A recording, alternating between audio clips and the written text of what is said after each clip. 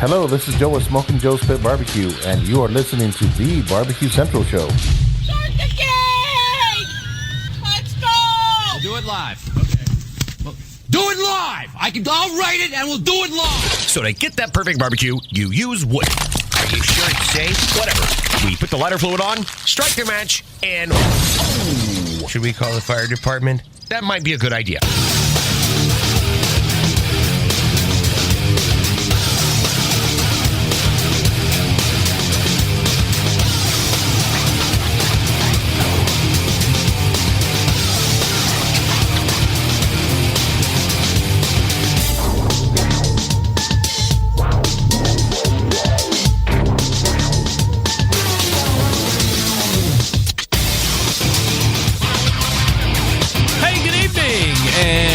Welcome to the Really Big Barbecue Central Show. This is a show that talks about all things important in the world of barbecue and grilling. Originating from the Rock and Roll Hall of Fame city of Cleveland, Ohio, the barbecue capital of the North Coast. I'm your program host, Greg Rempe. Happy to have you aboard. Right here on your Tuesday evening live fire fun and frivolity show. Not that anybody's going to do it, but if you want to jump in on the show tonight, here are your 2 bits of contact information. You can get in touch with the show by calling 216-220-0966. Email Greg at thebbqcentralshow.com. On the Twitter and Instagrams at BBQ Central Show. Anything else you want to find out about the show can be found at the main website, thebbqcentralshow.com. And here's what's happening in case you didn't get the newsletter coming up in about 12 minutes from now. He was on not the most recent bonus content from a number of weeks ago, but the second most recent bonus content. He is the president of Primo Grills, and he did such a good job on the bonus content side. I invited him to come to the live show, not do as in-depth a segment, but we'll get him on the longer side here in the first hour. That, of course, Nick Bauer from Primo Grills will join me, and we'll talk to Nick a little bit about his history. When you look at Empire Comfort Systems, which is the parent company of everything. And remember, if you listen to the bonus content segment, you would also learn that for any number of years that Empire also owns Broil Master Premium Grills, which we had learned with Nick in the bonus segment, that is the longest continuous owned and run gas grill line in the country. There is no longer continuously run manufacturer of gas grills. And in history has shown that like those were the posts in the ground and the big aluminum heads, and they never wore out, and you could just get some replacement parts, but you didn't have to worry about the big stuff. That has since gone by the wayside because originally it was gas companies looking to sell gas, and for a couple bucks a month you could pay extra. They would put the Broil Master grill down, and away you went, and you never had to worry about it dying on you because it was just a big, massive, thick piece of aluminum that was never going to wear out. Since then, they have grown that brand. They do a lot of home heating stuff, which was the mainstay of the company of Empire Comfort System. But after Nick took over the reins, he had seen opportunity in the ceramics side. Of course, anybody that's a fan of this show, and that is at least an intermediate as far as it comes to what cookers are out there, has heard about Primo. I think one of the longest running sponsors of the Jack Daniels barbecue competition, world barbecue competition, is Primo. I mean, you see the big Primo banner right there as they are running awards each and every year. Not this year, but that's different. So we know about Primo, but what do we know about Primo? Well, Nick will be here to tell us all about how the acquisition went for him, and from a consumer standpoint, because maybe you are in the market for ceramic. We have the holiday season fast approaching. Maybe that's on the list, and we can talk about why Primo might be one that you want to consider. Oh, by the way, as the calendar turns, Primo will be a new sponsor of the Barbecue Central Show in 2021, so excited to start that with Nick as well. Then we will move to 35 past the hour, and we will find the monthly visit from Derrick Riches from DerrickRiches.com. We will talk about Primo and his thoughts. We will also hit up a few other ones. Kamado Joe has a new ceramic pellet cooker that we'll get his thoughts on. And also Grilla has a new cooker out there as well called the Grilla Primate. And Derrick has messed around with that. Give us his initial thoughts and reviews. See if that's potentially worth purchase. So Derrick in his normal spot, and then we'll move to the second hour. It is the fourth Tuesday, as I had mentioned with Derrick. So, of course, in the second hour, that means a visit from the embedded correspondents. As I had wrote in the newsletter, who knows how this one is going to shake out. We will start by seeing if anybody feels like calling some of the big-named barbecue stars out for shining and showing up late and all this other stuff. Maybe that won't happen. We will also talk about favorite Westerns. We'll also talk about what's best to cremate a human, fuel-wise, lump, briquette, or gas. Maybe. And we will also talk about Thanksgiving tips, tricks, and techniques because everybody on my panel is a well-versed home cook, well-versed competition cook, and all points in between. So I would say if you're a newbie and you're tooling through the show in the second hour and you have some questions as it relates to Thanksgiving because it's going to be here in 48 hours or less, then you might want to jump in on the horn and ask a live question.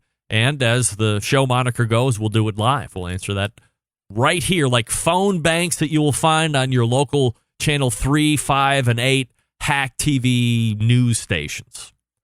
So that's how the show is going to lay out. Nick Bauer, Derrick Riches, and the embedded correspondents if you need them. All right, so lots of great reaction to Rodney Scott's interview last week in the first hour. If you missed that, I highly recommend going back and grabbing it in the podcast. I'm glad that you guys enjoyed hearing it, and I enjoy getting the feedback. Honestly, I wasn't sure how far he was going to let me push or dive a little bit more in depth from where the Chef's Table show left off, especially when it came to his dad. But Rodney was very open, very honest, which I appreciate both as a person in general, but more importantly, as a host. So again, if you missed it or you're just tuning into the show for the first time, the audio is in the podcast feed. You can also grab the video, if you like, right here on this show Facebook page. So we thank Rodney Scott once again. A great first hour last week. I was inspired so much so that I went to Rodney Scott's website and bought 2 jars of Rodney's sauce on my own dime. I'll have you know. Hey, look at this. Coming into the instant chat via the Facebooks, Terry Heil, host of the Talkback Fans podcast locally here in Cleveland. Hope you have a great Thanksgiving coming up, Terry. Tell everybody we said hey. We're so far away now, 2-3 miles or something. I mean, is that where we're at this point? All the way over here in Willoughby. Wishing you all the way over there in Wickliffe a happy Thanksgiving. Former neighbor Terry Heil, and again, host of the Talkback Fans podcast. Email from Jay at the Grill Coach podcast, who is one of the hosts. Greg, great interview with Rodney Scott. However, I had to laugh when you asked him what he likes to barbecue besides pork. And he said ribs. That's still pork, right? What? Yes. I'll fall on the sword here and say that I didn't go out of my way to really specify what he'd like to do outside of the pork realm in general. I would say that yes. I thought when I said, hey, what do you like to barbecue besides pork? That would encompass everything that has to do with the whole hog that he does. And maybe a brisket was going to sneak its way in, or maybe some beef ribs. I thought maybe that's what he was going for initially. But you can tell Rodney is 100% a pork guy. And when whole hog barbecue was taken out of the equation, the first thing that he went back to outside of the whole hog, or pork, as it were ribs.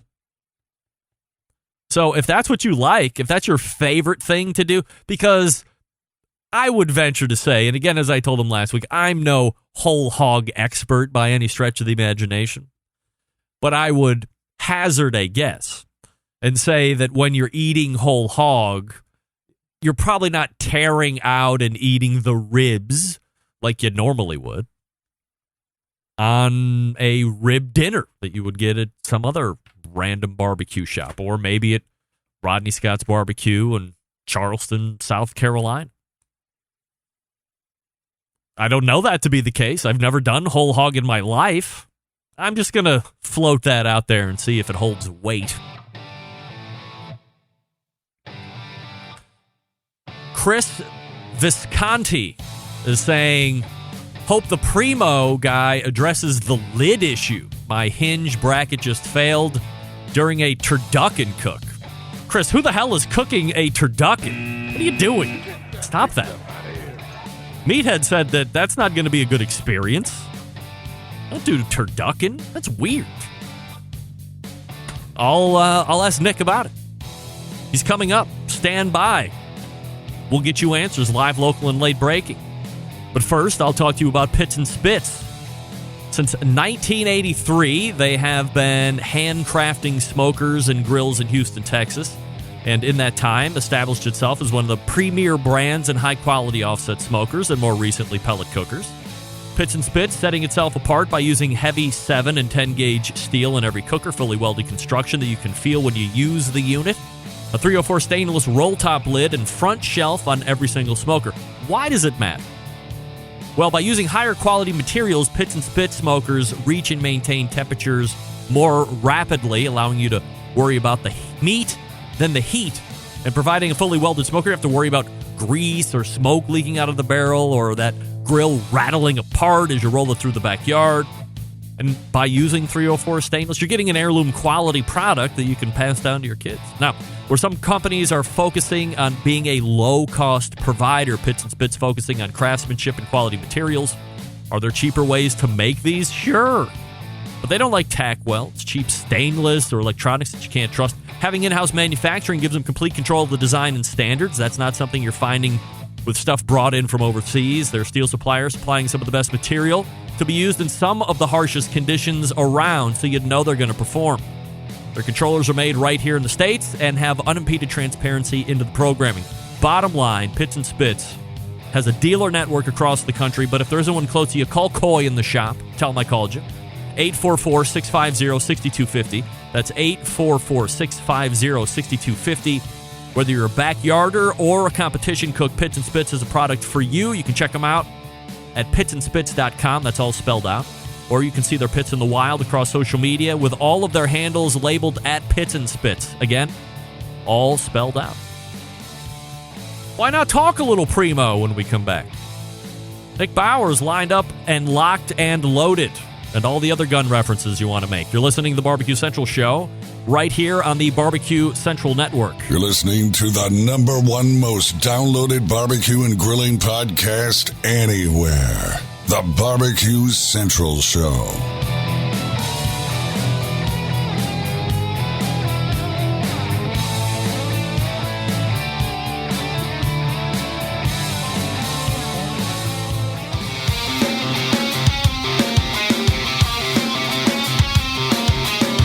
Broadcasting live from the Barbecue Central Show studios in Cleveland, Ohio. You're listening to the Barbecue Central Show. Once again, here's your host, Greg Rempe. Hey, welcome back. This portion of the show being brought to you by Butcher's Barbecue, makers of award-winning injections, marinades, rubs, seasonings, barbecue sauces, grilling oils. All the products tested on the competition circuit, doing well, and backyards worldwide, doing well there. Be the pitmaster of your neighborhood. Visit butcherbbq.com to stock up now. Always trust your butcher.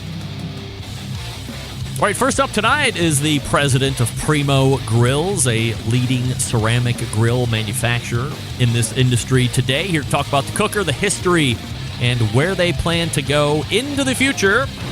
We race to the hotline and welcome in and or back friend of the show, Nick Bauer. Hey, Nick. How's it going? I'm fabulous. Appreciate you making time for this live version. As I had mentioned top of the show, we had you back on a handful of weeks for some bonus content, and it was so inspiring. I thought, hey, let's have this guy back on for a live segment and do a little bit more. Solely because I can't envision that every listener of mine goes through the podcast archives, or perhaps we're getting a bunch of new folks that are just trolling through Facebook and they see a live show on this evening, and this might be the first time that they're getting exposed to Primo. So before we talk about the Primo specifically, let's do a little bit of a backtrot here and talk about your history with the company. And as I had mentioned a couple of weeks before, when you do a little due diligence on Empire, you find that this isn't some fly-by-night company. Indeed, it's been around for generations.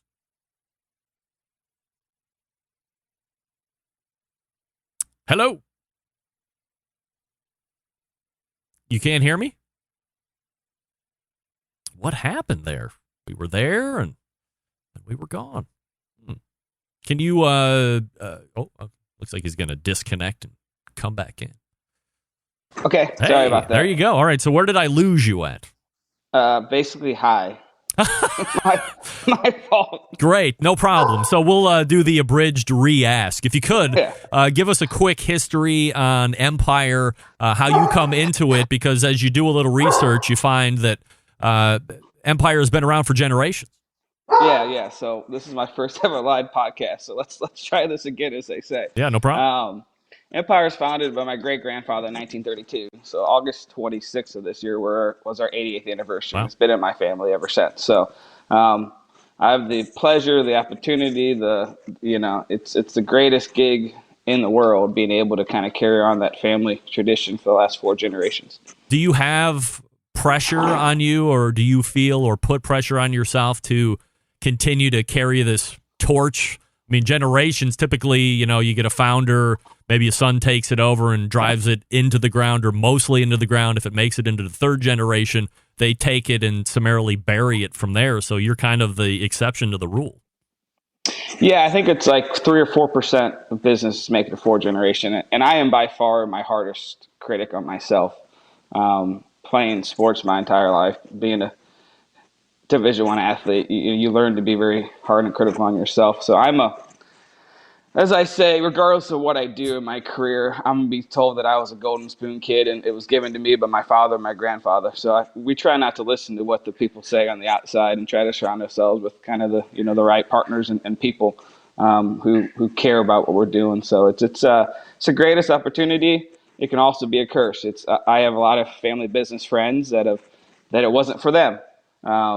Because it's, just like in anything, there's good things about family businesses, there's bad things about family businesses. So you have to learn how to deal with the bad parts and take the good parts for what they are. There are a lot of good parts. Nick Bauer joining me here on the show. PrimoGrill.com is the website if you want to check it out here, and we're talking. So let's go ahead and do a little Primo talk. About a year ago, you guys acquire Primo Grills from the original owner, George. That's an interesting story in itself. So if you could tell us a little bit about how you and George kind of became friends and colleagues, and ultimately how the acquisition takes place. Yeah, so about 9 of 10 of George's trade customers in the U.S. were also our core customers. They bought our gas logs, they bought our fireplaces, they bought our Burlmaster grill. So I had met George probably 10 years ago. We go to an open house in Texas, or a trade show in Atlanta, or an open house in Michigan. And, he's a very social guy. George is a great guy, and we became fast friends because our customers like, hey, George likes to have drinks, and you like to have drinks. You should go meet George at the bar, because we're both at the bar. So we just became friends like that. And when I would drive through Atlanta going to my mom's house in the Florida Keys, I would stop at his house because it's like halfway. So I would have dinner at his house, and first time I ever cooked on a Primo or ate off a Primo was at George's house, actually. And we just became, that was probably 7-8 years ago. And we just became friends, and we have been friends to this day. George is still involved. George is currently back in Greece. He's Greek, so he's been there for the last 3 or 4 months. But we talk three or four times a week still. Is this something from an acquisition standpoint that he was throwing out hooks into the water to see if you'd bite, or were you reversing the heat on him and seeing if that he was interested? I'm always loving to talk to people about how business happens. So how does this deal become or reveal itself to you? So it takes time, especially with founders of businesses. You know, it's their babies, it's their lives. George has a daughter, but the daughter wasn't interested in the business. So I'm always looking at people who are owning businesses. Do they have succession planners or not? George and I first started talking about a transition in 2014 to 2015, and we closed on it in 2019. So it took 4 or 5 years to get to that point. And we were still talking throughout the time. We still see each other in Dallas at a trade show or something. So all these things take a lot of things going right at the same time for something to happen. I mean, obviously, Big Green Egg wasn't for sale. I would assume at the time Kamado Joe wasn't for sale, but I believe that has since sold. So, Primo was open. In general, like, did you see a growth potential in the ceramic market, and that's why you decided to pursue it, ultimately buy it? Yeah, absolutely. We're the third player of those three. So you have the market share growth. And I think we tell the amazing story with the oval patent and oval, and the only one made here in the U.S. So you have market share potential growth, and then you have to look at, is the market growing or not? And obviously everyone knows what pellet grills are doing right now. So you can say it's not a growing market, but when you look at the overall size of the market, Primo can grow substantially over the next 5 to 10 years, and then we'll eventually get the share that I think that we should get. And we should be that second player in the market with the features we have and just the story that we have behind us. I'm not sure what will be the number one player in 10 years, but that's my goal. Eventually, as you mentioned, Bigger Egg's going to sell. The founder doesn't have kids, doesn't have family in the business. So normally when that happens, something, very rarely do the next buyers really keep the mission in mind. So I don't know if that's going to happen in 3 years or 30 years, but it's going to happen. So hopefully we're well positioned when that does happen. Nick Bauer joining me here on the show. Nick, do you have a elevator pitch for me that you could tell, like, for the folks that aren't necessarily familiar with Primo, but they know about ceramic grills from a high level? Tell me why Primo. So I read a lot of the online comments on the forums. I'm Primo Nick on Facebook.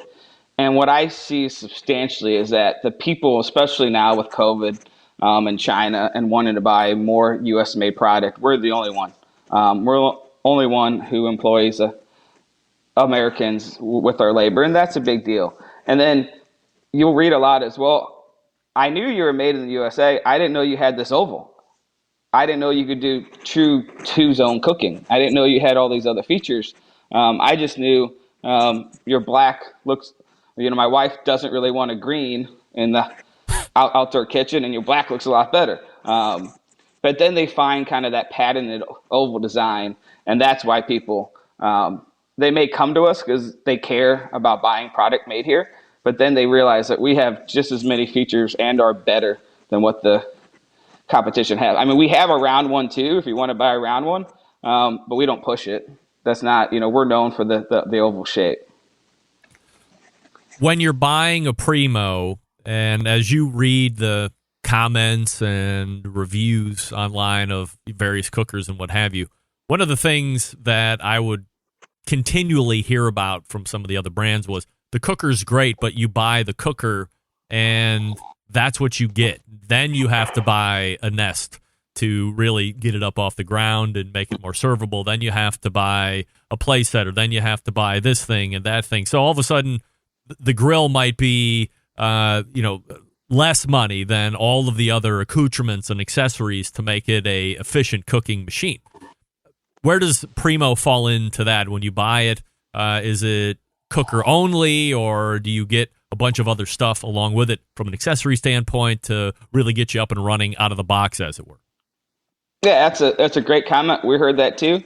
So starting next week, when we start production on the newer models, you can buy a grill that comes with the deflector plates, that comes with a nest, that comes with the divider that gives you that true 2-zone cooking in one box. So we have they introduced a all-in-one model, I think about 3 years ago, to try to make it easier. And now we're adding those additional things to the box. So you can buy it by itself if you don't want these accessories, or you can buy it all in one box now. And we start production on the new models next week. So we did hear that, and that was one of the things that we're changing now moving forward. Size-wise, what are you offering? You'd mentioned that there's a round one, and then you have ovals, but what are we looking at from a model standpoint? Yeah, so you have an extra large, and the vast majority of our sales are in that extra large. And I think it's something like normal 400 square inches. And then you have a large, which is about 300 inches. And then you have the junior, which is about 200. And then the round is the same size as like the big green egg large, and I forget the Kamado. They have the weird name, so I don't understand their names. But so basically, the oval XL is what people buy. It's probably 60 to 70% of our sales. That's when here on these farms, everyone's like, "Should I get the large or should I get the XL?" And everyone's like, "Well, I've never complained that my grill was too big." Right. So the XL is what was my first grill that I got about 6 years ago when I first started talking to George. Are you pulling through dealers or do you sell online? We do not sell direct to consumers. So we sell to wholesalers who will sell to a dealer. And we do have some dealers that sell online, but you won't find us in Menards or Northern Tool or selling direct to Costco. You won't find us there. We try to support. So we're a family-owned business, and we try to support other family-owned businesses, whether it be the local dealer or whether it be that wholesaler. We're not trying to give our money to Menards or Northern Tool or Costco. Do you have a general ballpark price that you're allowed to tell us? I mean, I don't know what how it would differ from one area to the next, or if you have that map pricing like some of the other guys have. Yeah, your map pricing. You're all in one round, kind of that to go against the Chinese and Mexican ones. You start about 900, and your XL can start around 14, 15, and then when you get it up to 2,000. So we're in that 2,200 to 900 price range, depending on what size and if you want a cart or if you want this and that. So we're definitely not cheap, but it's these grills are going to last. I asked someone on the forum yesterday, hey, was trying to figure out how old this grill was, and it was like 25 years old or something. Wow. So that they last forever, which is awesome. Let's talk about let's talk about your experience. I mean, you're the president of Primo Grills. I would imagine that, from the minute you took over, you've been rifling up and down the live fire Primo line as quickly as possible. But you have perhaps more of a unique story in regards to use of Primo, and I think it kind of endears you to the target market. Yeah, it's a great story. So Primo Grills Rawmaster are about 10% of our sales. So on the heat side, like the fireplaces and gas logs, 9% of our sales. But Primo's been about 70% of my effort from about 6 months before we bought them, just because trying to learn the product, trying to learn the market, trying to learn the customers, trying to learn how to cook on a thing. So as I mentioned, I first got a Primo in 2014. I hadn't cooked on it until COVID happened this year. So I'm a gas grill guy. So I grew up with Brawlmaster. My family bought Brawlmaster when I was in high school. So I had Brawlmasters in college. I've always had a Brawlmaster. I'm not saying the grill didn't cook on it at my house, because some of the sales reps who were trying to get me to buy a Primo would come over and cook on it for me. But COVID hit. We're at our national trade show with George down in New Orleans when COVID hit. And so I was stuck home for 2 weeks. And I'm like, well, there's no better time to learn how to actually cook on this thing than now. So I proceeded to cook on that for about 10 of the 14 nights I was home, and absolutely fell in love with it. I was scared. I'm a push the button, get the gas grill going. How long is it going to take with the charcoal, or do I use this fan that starts heat? Or I didn't know what the heck to do. I was afraid to get it started. But after 2 or 3 cooks, I figured that out, and I'm like, this is awesome. So yes, I owned a Primo for 4 to 5 years before I ever personally cooked on it. And that's a story you can't even make up. And, I won't say Thankfully, COVID happened because COVID has been a mess to the world. But it had pushed me to learn more about the Primo than I ever have. And then I actually cooked on lamb last weekend for the first time. So here I am, a normal chicken and steak guy on the Burrow Master, but learning how to slow cook and do ribs and whatnot on the Primo. So I'm a lot more well-rounded now. Nice. Broadening the horizons. PrimoGrill.com is the website. So with the remaining time that we have, Nick, let's talk about some of the new SKUs and accessories. I had a guy write in asking about rotisseries and baskets, not just the spits and all that. So what's new that you can tell us about? Yeah, so the main three things from 5 years ago when I asked this question to 5 months ago when I asked this question, the hinge, the Oval XL hinge was about 35 pounds to lift. We got that down to about 8 to 10 pounds now. So the hinge was a big thing. The chimney cap. So if it rained outside, you could potentially get water in. Well, Bigger Egg sends this little piece for $30. Well, now we have a new chimney that you don't have to pay $30 extra to keep the rain out. And then just other small things to the grill, always constantly improving it. And then accessories. We have rotisseries on order. We have a pizza oven on order. We have 3 baskets. We have oval drip pans for the grill. So we have a list of about 22 things when we bought the business 12 months ago that we're going to do over the next 3 years. And we're probably about halfway through that 22. They haven't hit the market yet. Production starts next week in the Plaza stuff.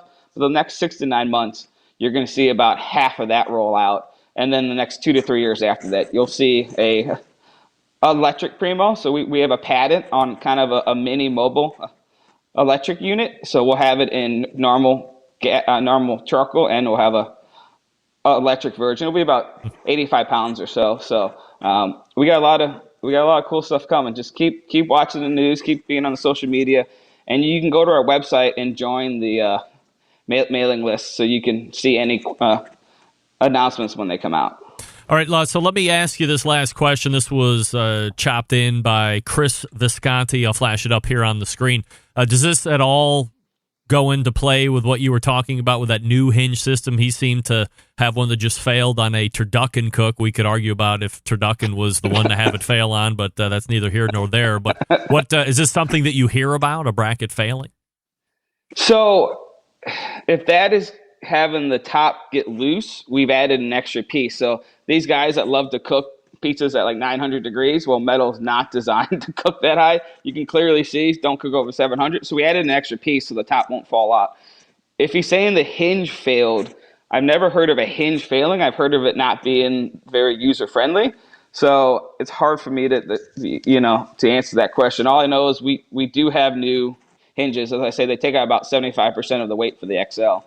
But it's hard to kind of identify what exactly he's talking about. Does that mean a loose lid or a hinge actually failed? Because those hinges are pretty well beat. I haven't heard of very many of them actually failing.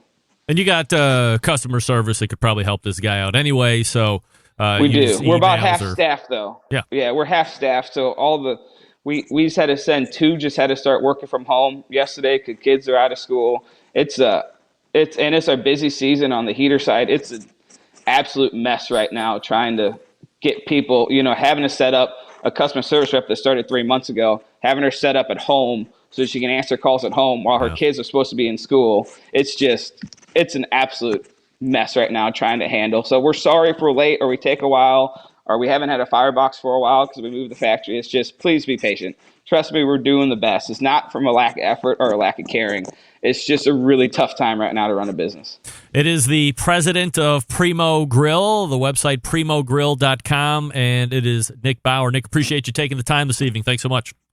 Thank you so much, and have a great Thanksgiving. You too, Nick. Take care. There he is, the president of Primo Grill, Nick Bauer. And if you are interested, once again, head on over to primogrill.com and see what they have to offer. Half of the new stuff is out, and more stuff will be coming here over the next 16 months or so. I'm sure Derrick's got some ideas and thoughts on Primo and where they sit right now, where they might go, and some other stuff. And he's in the green room ready to go. I'll talk to you quickly about B&B Charcoal, newest sponsor of the show. So there's 2 types of charcoal that we can always talk about here on this show: lump charcoal and briquette charcoal. So, lump charcoal made by burning pieces of hardwood into carbon in special low-air ovens. Lump charcoal produced in low-oxygen kilns or retorts capable of holding up to 100 cords of wood at a time. Lump charcoal is 100% natural, easier to light, heats up fast, burns hot, between 8 and 1,200 degrees, and produces very little ash waste. Lump charcoal is very responsive to airflow, making it easy to adjust the temperature. And there's a wide variety of wood species that can produce stink, smoky flavor profiles on your food. The other option, of course, is charcoal briquettes, a manufactured product of several ingredients, including wood char, coal, nitrates, lime, starch, minerals, and borax. Charcoal briquettes first popularized in the 1920s when automobile maker Henry Ford and Thomas Edison teamed up to turn tons of scrap wood from his auto business into valuable consumer products. Briquettes still contain various components in addition to charcoal to improve heating and the length of performance of the product. Briquettes are made to burn longer, more consistently than lump, but not quite as hot, somewhere between 600 to 800 degrees. The specific temperature rate enables you to control the cooking process and set distinct heat zones or extend the burn times using things like the minion or snake method. Briquettes are less likely to break apart inside the bag, so you can use 100% of the bag. Consistent and predictable are the hallmarks when cooking with briquettes, and that's a key factor to producing great tasting food. Bottom line, both fuels have advantages and disadvantages, and both can be used to make great food. In the end, choosing your charcoal fuel source is really a matter of preference. There's no right or wrong answer. The fuel source truly depends on you. Always be sure to buy the highest quality products from a brand you can trust, like B&B Charcoal. If you don't know anything about them, go to the website, bbcharcoal.com. That's BB Bravo Bravo, bbcharcoal.com, and see everything that they have. Academy has it. I think they were in Walmart. My local Ace Hardware, right over here in Willowick, has the briquettes, and they ordered me a special run of char logs. I bought all 8 bags, so don't run over there and ask Amanda for them. I bought them all. But again, bbcharcoal.com. Check them out. Derrick Rich is standing by. Stick around. We'll be right back.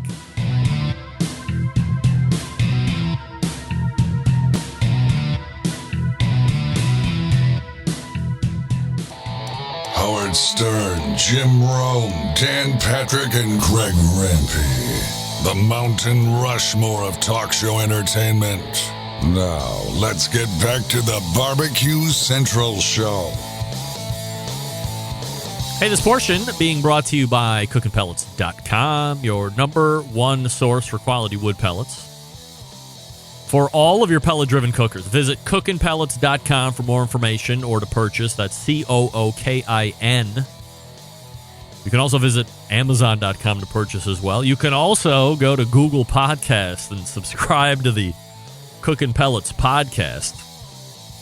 It's dicey, but if you like listening to dicey podcasts... What? I said if you like listening to dicey podcasts, then that might be one you want to check out. The Reverend of Barbecue and some other guy, I think his name's Toby or Tim or whatever the hell his name is. Cookinpellets.com is the place to go. All right, it's the fourth Tuesday of the month, and that means we race to the hotline and welcome back friend of the show, Derrick Riches from DerrickRiches.com. Hey, Derrick.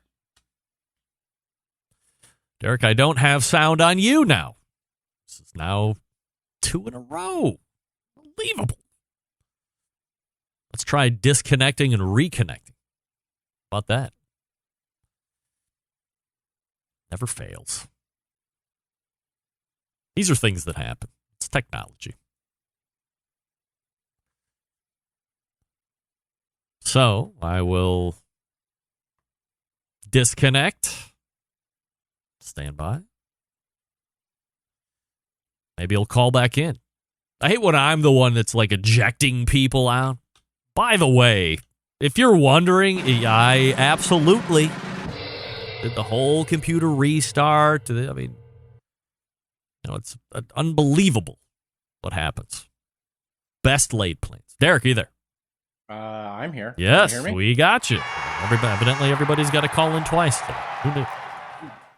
So I switched the microphones after I opened the session. Oh, no. See what you did? That's Yeah, what- always yeah, got to see? restart. Always got to restart. Lesson learned. That's right. So Derrick Riches. I won't make that mistake next time. That's right. I'll Derrick find Riches. a new one. Yes, please make new ones. Never make the same ones. At least that way we're learning new stuff. Yes. That's right. Yeah. So Derrick is here. Again, DerrickRiches.com is the website. And I knew you were kind of listening through that opening segment with Nick Bauer from Primo Grills. As someone who follows the industry, Nick said that they're currently number 3 on the list. I don't know how many. I mean, I'm sure there's a plethora of other ceramic cookers, but when you think about ceramic cookers, at least here in the States, you think about Big Green Egg, you think Kamado Joe, and you think Primo, or at least that's the top 3 that come off my head. 4 might be a Grill Dome, but I don't even know if Grill Dome's even around anymore. But, that's a far 4th place, perhaps even losing ground. But what do you think? I can think of, in ceramic, I think there's 7 still. Really? Grill Dome, I think, still sort of exists. All right. They still have products, but the big one is actually Aplex, which is a Chinese company that will slap anyone's name on things. So when you see a lot of these ceramic Kamado grills, that's actually what they are. When you see the Barbecue Central show ceramic cooker being introduced in 2021, that's who's going to make. Well, we talked about this with pellet grills. I can hook you up with a ceramic as well if you'd like. That's right. Well, have the Z phone number, Grill so. will make my pellet cooker, and Allplex or Oplex, or whatever the hell you said it was, will make my ceramic cooker, and I'll be in business. Yeah. Great. That's a lot of people do it. Yeah. So usually when you see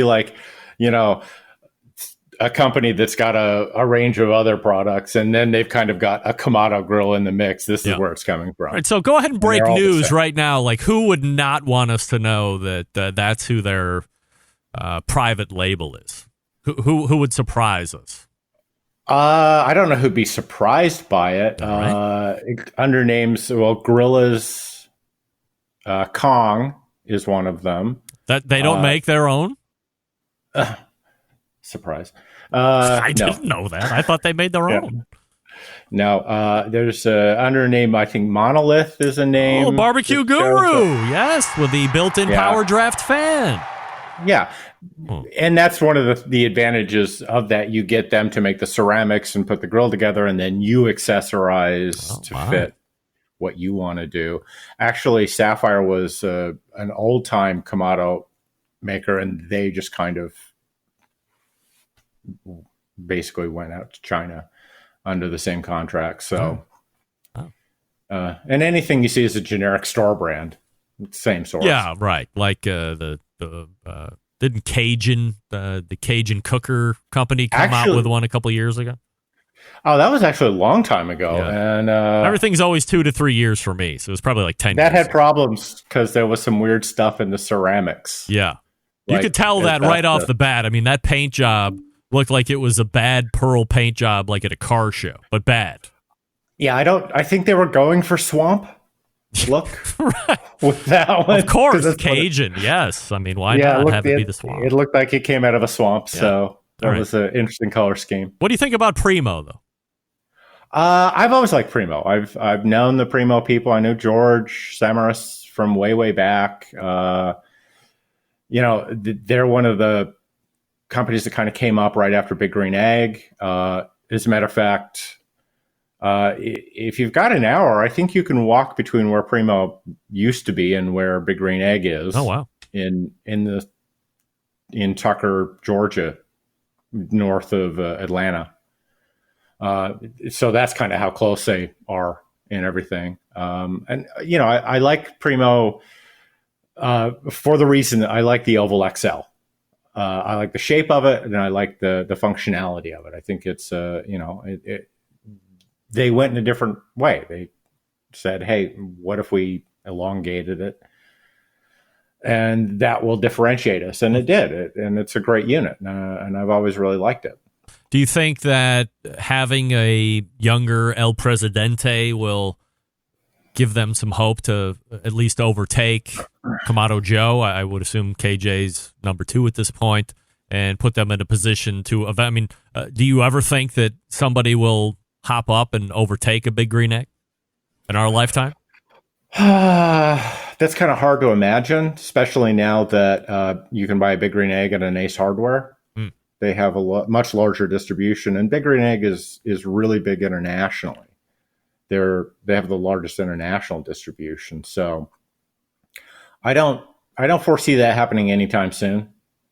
It's a big company now, and just because Ed Fisher doesn't have someone to pass it on to doesn't mean it's going to get bought out by some fly-by-night company. I mean, look, half the grill makers today are now owned by private equity firms. So when that day comes, it may not make a change. It didn't make Weber a smaller company being sold off to one of these, and it didn't do, and that didn't happen with Kamado Joe either, who is owned by a private equity firm. Yeah, I was going to ask you about that because I had heard that. I don't know exactly when that transition happened. Was that in the last 5 years or so, or longer than that?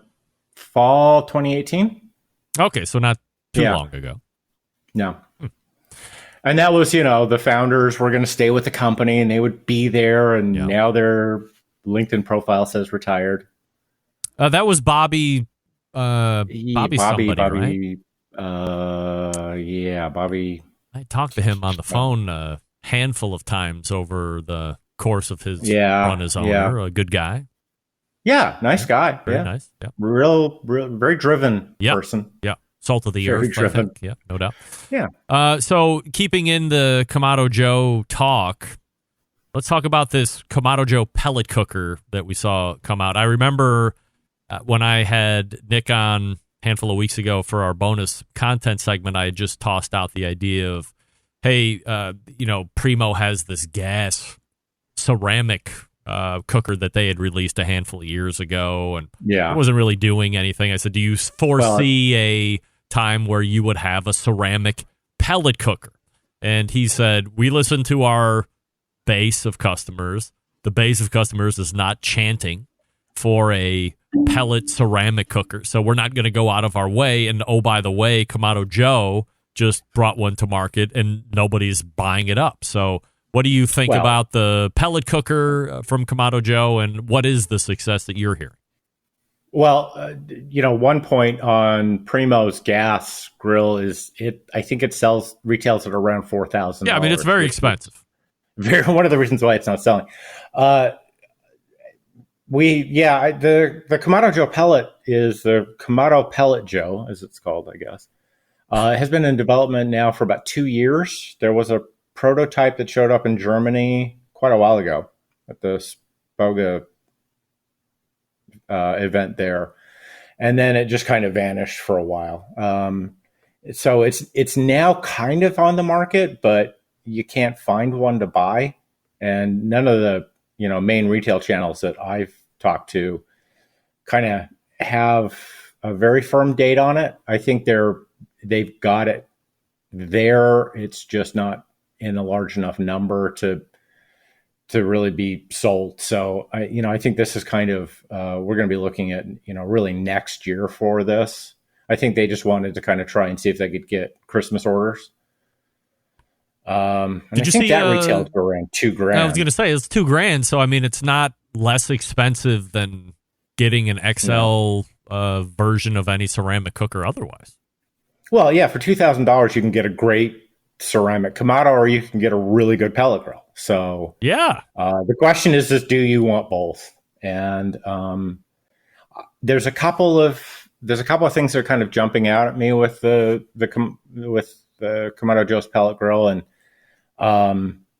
it has to do with some of the electronics and where it's located. The whole controller unit, all the Wi-Fi, all the electronics are down in the base unit. Underneath the grill, and there's kind of an antenna that dangles off the side, which that's going to be a lot of warranty claims on that one, I think. It's kind of strange that they ran it that way, but they're looking for kind of that all contained unit. and then having all that on there. So there's because of there's so much heat inside, they can't kind of run anything through there. Right. So, the main temperature probe for the pit plugs in the front and then kind of runs around and comes up the back to go into the lid. So you've got a perpetual wire kind of running off the back there, which is a bit strange, but people think that a pellet Kamado is a kind of a no-brainer in a way. Super efficient. You should be able to, Kamado Joe's saying 14 hours on 10 pounds, so that's a pretty good consumption rate, not phenomenal. But there's a lot of strange engineering that kind of has gone into it. I'd love to have one to play with, and we'll see if I, once they're actually, in stock for them, what I can work on with that. But this isn't the first time it's been tried. Right. Black Olive. That was Black Olive from Sherwood Industries was out. Well, that was 10 plus years ago, right? I mean, easily. Yeah. I think about 10. Yeah. And that had problems because basically they just took the Kamado shell and they stuffed the pellet works underneath the bottom of it. And that forced air just kind of drove straight up. And it carried all the ash with it. So all the ash came up and it had minimal deflection. So the ash kind of traveled around your food inside. So perfumed your food, you mean? It perfumed, yeah. So there was an extra woodiness, flavor to it. I guess you could say, we could call it a feature. Yeah, compressed woodiness. Yeah. So they made not a whole lot of them, and then they didn't sell them. One of the reasons it was actually on the market for as long as it was that their first run was kind of just still around for quite a while. The inventory just laid around. Yeah, that's pretty much what happened with that. So we'll see how this goes. I think that at the price point, people are going to be looking at alternatives a lot more. Maybe there's a few people who think that it's a brilliant idea or just want to try it out and have money to burn. But we'll have to see how it goes and how it really works in the real world. Quickly, before I let you go, Derrick, what do you know about the new Grilla Primate? Well, I have to say I like the people at Grilla. Really nice. Yeah. Mark really is a good guy. Yeah. Mark's a great guy, great to work with. They want to have a very diversified product line. So they have a Kamado grill. They have a couple pellet grills. And now they're coming out with, basically, it's just a gas grill. It's an $800 stainless steel gas grill. I haven't traced who's making it. I have suspicions. Who? But I don't want to say yet.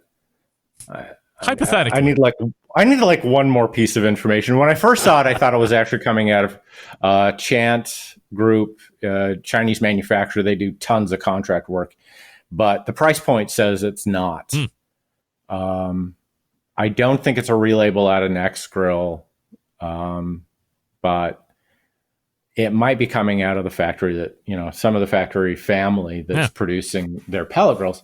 But, you just take out the cooking grate and put in a big griddle, stainless steel griddle. Yeah. And so they're coming with a flat top grill. And it has a very low height lid. So it's designed to be a flat top, but it does have cooking grates with it, which... So nothing too tall, like burgers, dogs, chicken pieces. Yeah, basic grilling and that sort of stuff. But if you want to get into bigger things, the lid's kind of an odd configuration. But again, it's announced, it's in pre-order, no units yet available. So I'm assuming that any units they have are currently somewhere in the Pacific. All right, so we'll see how that goes. In the meantime, you can check out DerrickRiches.com. Are you a traditional Thanksgiving guy coming up in a couple days, Derrick? Or you get outside the box? Nah, we're going to go pretty traditional. Honestly, it's going to be the two of us this year. because we're not going anywhere, and Yeah. Kidlet's still in Virginia for another month. So we're just going to do like a turkey breast, smoke that up, and just do some, traditional sides. Yeah. And keep it pretty simple. Easy stuff. All right. Well, we're going to be doing just about the same here with maybe 2 or 3 more people from the immediate family, and that's it. So, again, DerrickRiches.com is the place to go, and you can find him right here on the 4th Tuesday of every month. Derrick, always appreciate the time. All right. See you next month. All right. There he is, Derrick Riches.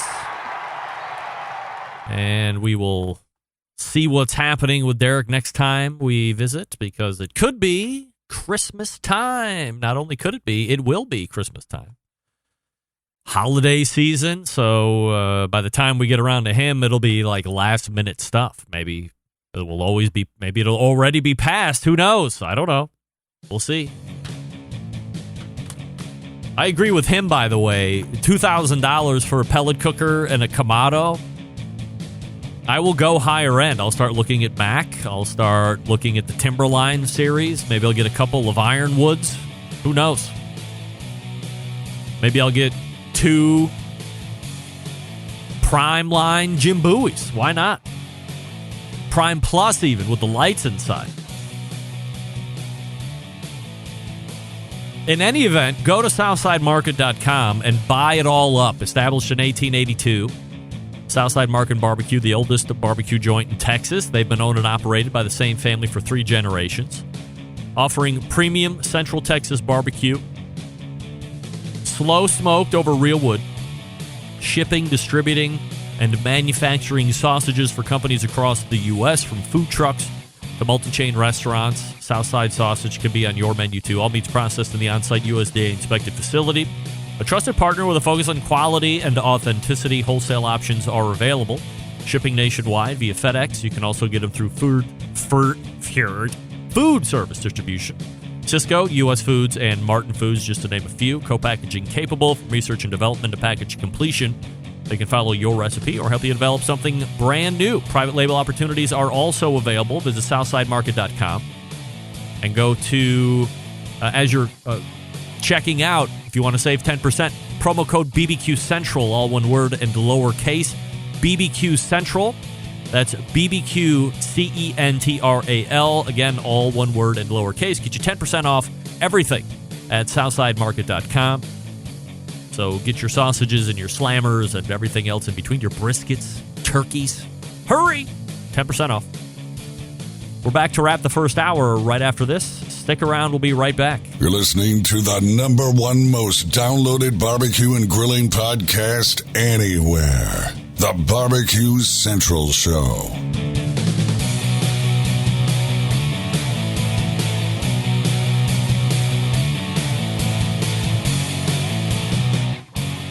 Continuing to produce incredibly mediocre content in an exceptionally professional way. You're listening and watching the Barbecue Central Show. Once again, here's your host, Greg Rampey. Hey, this portion brought to you by Fireboard 2. Fireboard 2 Dry. Fireboard 2 Thermocouple version.